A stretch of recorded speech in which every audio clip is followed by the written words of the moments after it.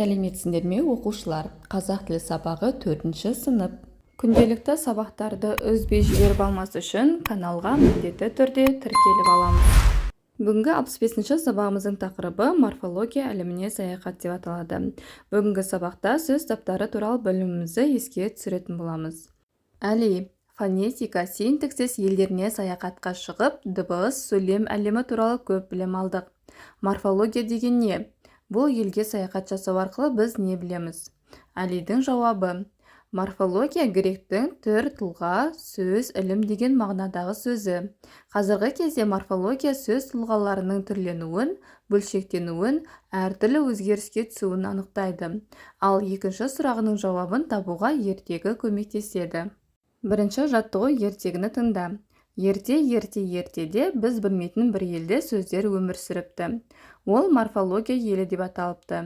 Дүниедегі сөз біткеннің бәрі сол елде бірге тату тәтті тұрыпты.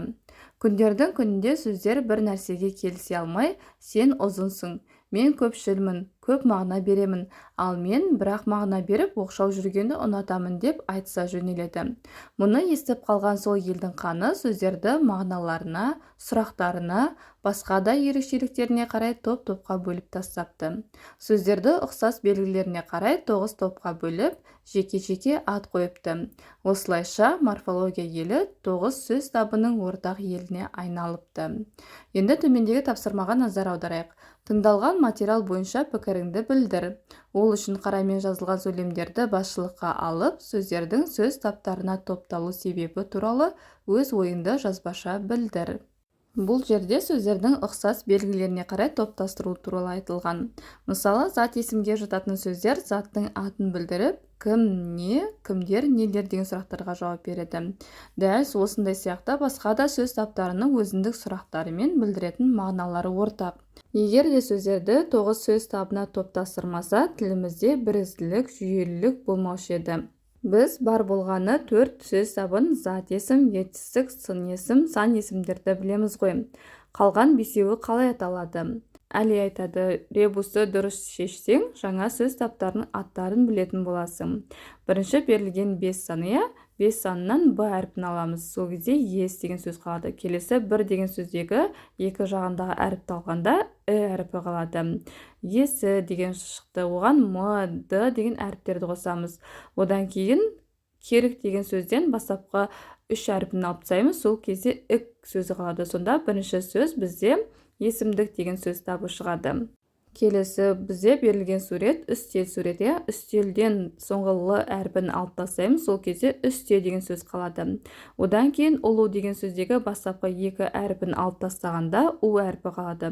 Сонда біздегі келесі сөз табы үстеу дегене. Одан кейін шана деген сөзден соңғы 3 әрпін алып тастағанда Ш әрпі қалады. Одан кейін мың деген сөздегі екі жағында әріпті алғанда әрпі қалады.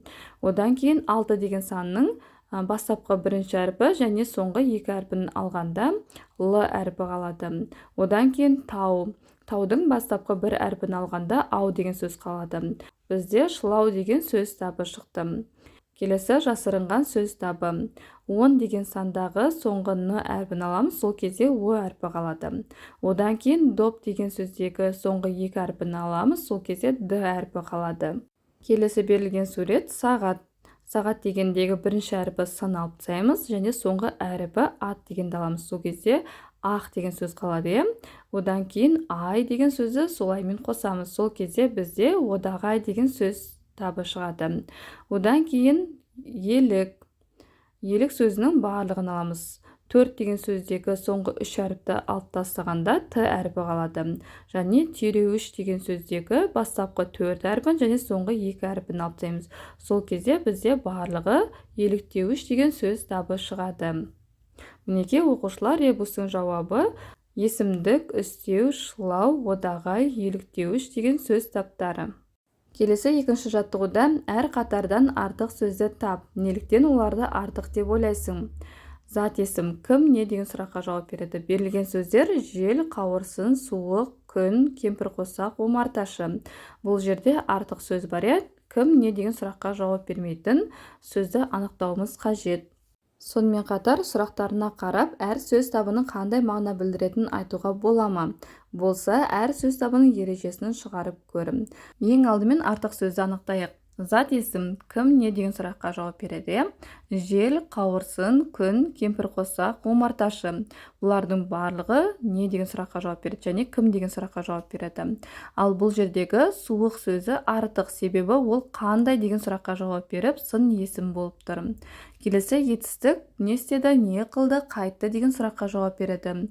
Бұл жерде күшейді, көмкерілді, ұшып кетті деген етістікке жатады. Ал боран сөзі артық, себебі ол не деген сұраққа жауап беріп, зат есім болады. Келесі сын есім қандай, қай деген сұраққа жауап береді. Сын есімге жататын сөздер көкшіл, тәтті, үшкір, сулы деген. Бұлар қандай деген сұраққа жауап береді. Ал бұл жерде шөл сөзі артық, себебі ол не деген сұраққа жауап беріп, зат есім болып тұр. Келесі сан есім. Сан есім қанша, неше, нешінші деген сұрақтарға жауап береді. Бұл жердегі сан есімдер 7, 3, 11 деген. Бұлардың барлығы неше деген, қанша деген сұраққа жауап береді. Бұл сөздердің ішінде қос сөзі артық, себебі ол не істеді деген сұраққа жауап беріп, етістік болып тұр. Сұрақтарға қарап сөз таптарының ережесін шығаруға болады. Мысалы, зат есім кім не деген сұрақтарға жауап беріп, заттың атын білдіреді. Ал етістік не істеді, қайтты деген сұрақтарға жауап беріп, іс қимылды білдіреді. Сын есім қандай, қай деген сұрақтарға жауап беріп, заттың сынын, сапасын білдіреді. Ал сан есім қанша, неше, нешінші деген сұрақтарға жауап беріп, заттың санын, мөлшерін білдіреді. Мінекей сөз таптарының сұрақтарға қарап отырып, ережесін осылай анықтауға болады. Келесі үшінші жаттығуда мәтін берілген, мәтінді түсініп оқы. Сөз таптары әртүрлі болады.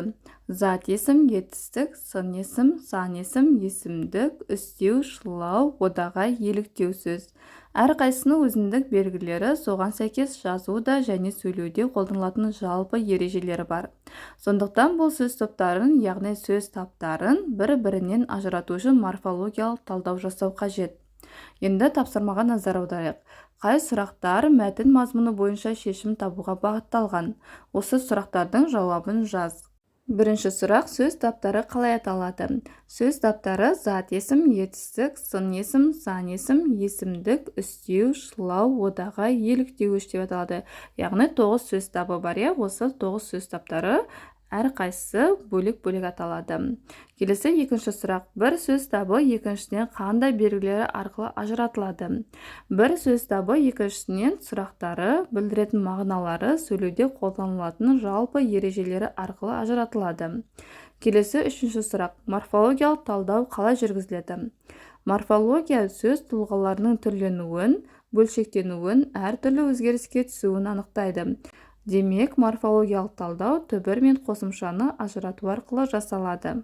Келесі төртінші жаттығуда өлең берілген, өлеңді көшіріп жазамыз.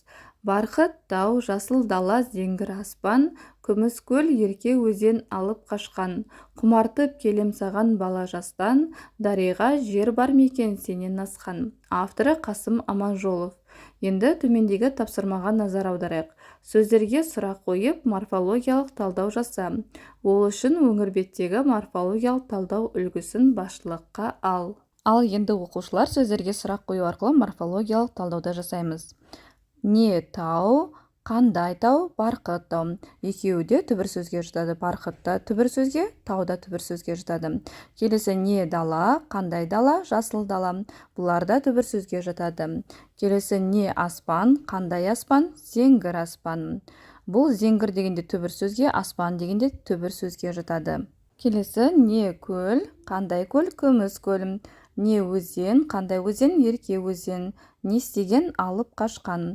Бұл жерде күміс түбір сөзге, көл дегенде түбір сөзге және ерке өзен дегенде түбір сөзге жатады. Одан кейін құмартып келем. Не істеймін? Құмартып келем. Құмар деген түбір, тып деген жалғау. Кел деген түбір, ем деген жалғауға жатады. Саған, кімге? Бұл түбір сөзге жатады. Одан кейін қашаннан, бала жастан. Бала деген түбір сөзге жатады, жас деген түбір сөзге, тан деген жалғауға жатады. Келесі дариға. Не деген сұраққа жауап береді, бұл түбір сөзге жатады. Жер не деген сұраққа жауап береді, зат есім түбір сөзге жатады. Бар мекен сенен асқан. Не істеген?